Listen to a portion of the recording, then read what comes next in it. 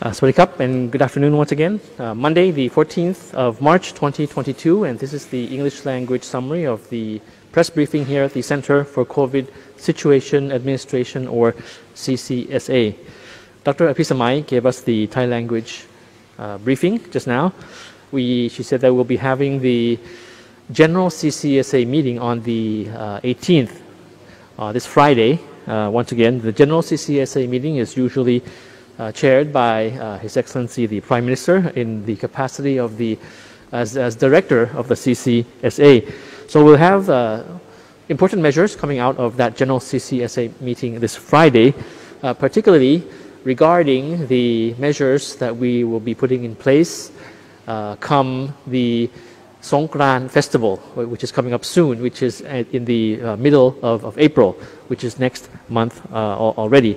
So now we've reached actually the third month of the year. Time flies a lot, and we hope that all of you are very stringent, very rigid in your cooperation, of course, in the measures that we hold close to our heart to prevent the further spread of COVID. Of course, this past week has seen high numbers of various cases. A lot of people close to us, friends and colleagues here and there. We've heard of reports of people around the country getting being at risk of COVID. I'll come to the numbers in a moment. And also, Dr. Apisamai talked about the cases in which when people find that they are positive after using the ATK and positive after the use of the RT-PCR. So I'll start off first with the update for the arrival of travelers and Thailand Pass. So during the 1st to the 13th of March 2022, so the whole month of March up until yesterday, we have 110,276 travelers entering Thailand. And of this number, the majority, or 95,551, entered via the test and go or quarantine exemption scheme. We have over 12,000 through the sandbox scheme, and 1,915 travelers who were unvaccinated or not fully vaccinated entering in the alternative quarantine system. Yes, you see the slide there with the numbers for you.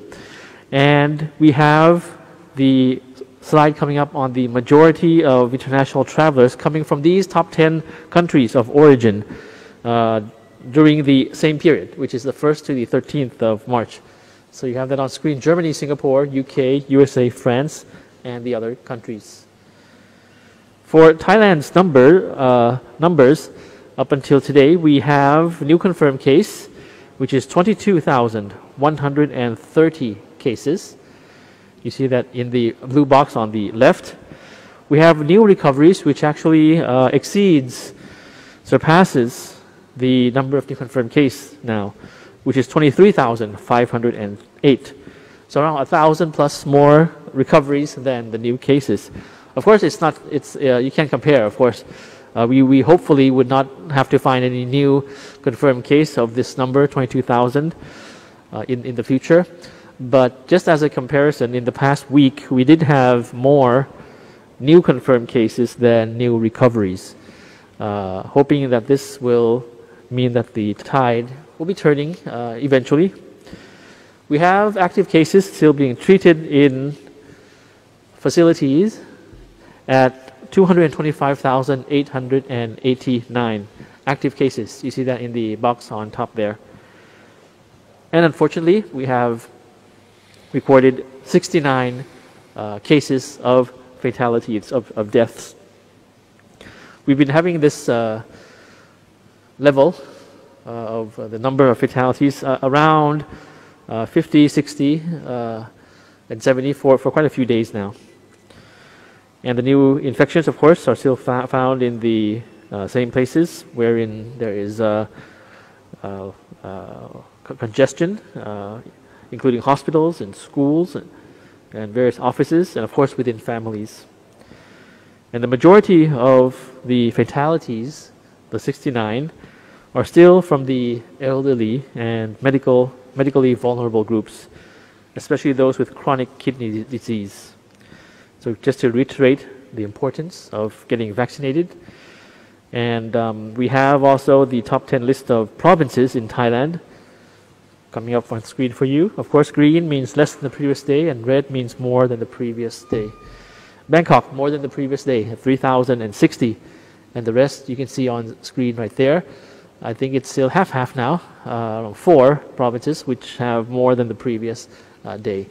So as you can see in the daily number, around 22,000, it's actually dispersed in many provinces with the concentration in Bangkok. That has been the case for quite some time now, as well as some other provinces in the central region of Thailand, as well as the southern region of Thailand.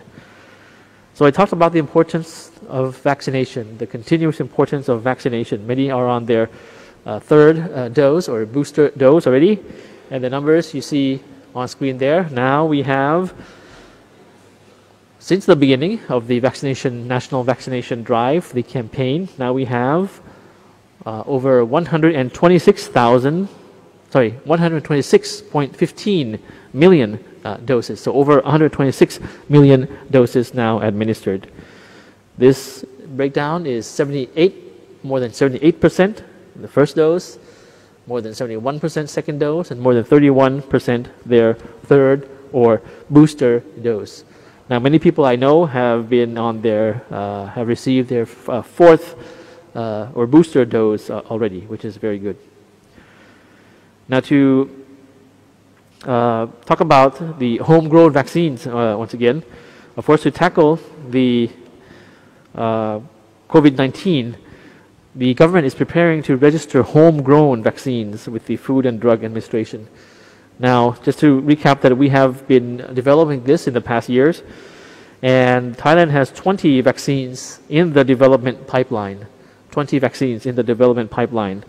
So the research, the action continues. 4 of these vaccines, which is Chula COVID-19,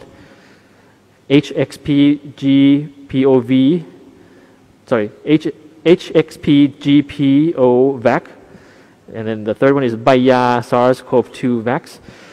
These are all currently in clinical trial, and any vaccine that successfully completes all the rounds of clinical trials will be eligible for registration at the FDA of Thailand.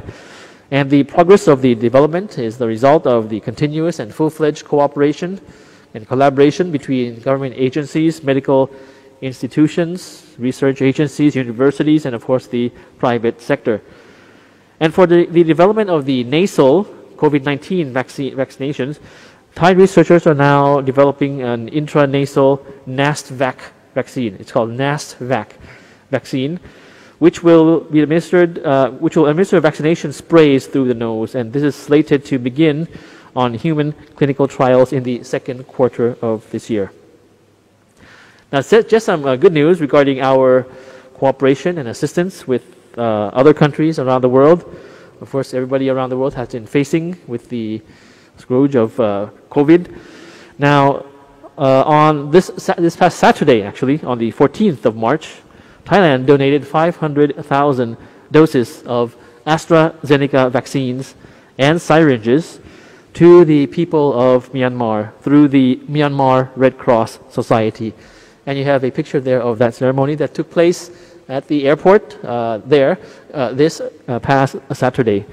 Of course, this is one of the first vaccine donation from Thailand to other countries, and in order to help the international community fight against this virus. So this is through the Myanmar Red Cross Society. So next up, I have an infographic from the World Health Organization that getting mild side effects after being vaccinated is not much of a high concern, actually. That is the recommendation. And experiencing symptoms such as a sore arm, or fever, or tiredness, headaches, or muscle aches, and diarrhea is a natural sign that your body is developing protection. And you can see some details of this infographic, this information on this infographic from the World Health Organization. So we encourage all of you who haven't met the vaccination criteria to get your booster dose as soon as possible for your own safety and the safety of the general public. So please do all you can to stay safe and healthy. Thank you for your attention, and we'll see you again later on this week. สวัสดีครับ ครับขอบคุณนะครับ